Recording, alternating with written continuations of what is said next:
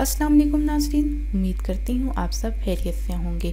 किसी ने सवाल किया कि रमज़ान मुबारक के महीने में बीवी के साथ हम जमा करना कैसा है, और दूसरा सवाल ये किया कि बीवी से हम बिस्ती करने का बेहतरीन तरीका और वक्त क्या है।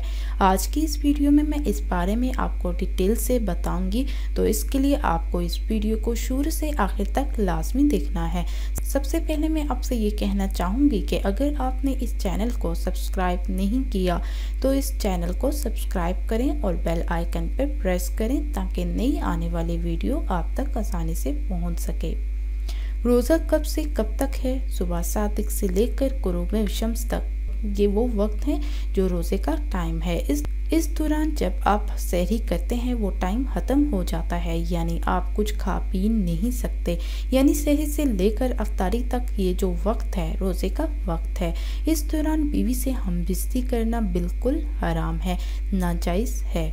इसमें कोई गुंजाइश नहीं कि आपकी गुनाह की बख्शिश हो जाए। तो कोशिश करें कि इस दौरान आप कोई ऐसा काम नहीं करें जिससे आपको बहुत ज़्यादा गुनाह मिले।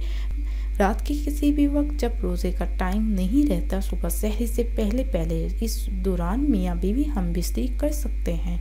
इस दौरान हमबिस्ती करने से कोई हर्ज नहीं। हमबिस्ती के फ़ौरन बाद नहा लिया जाए, और अगर टाइम नहीं है सहरी करने के फ़ौरन बाद भी गुस्ल करके नमाज पढ़ ली जाए तो कोई गुनाह नहीं है, रोज़ा हो गया। मगर ज़्यादा बेहतरी इसमें है कि सहरी से पहले गुस्ल कर लिया जाए और फजर की नमाज ना छोड़ी जाए। फजर की नमाज लाजमी अदा की जाए।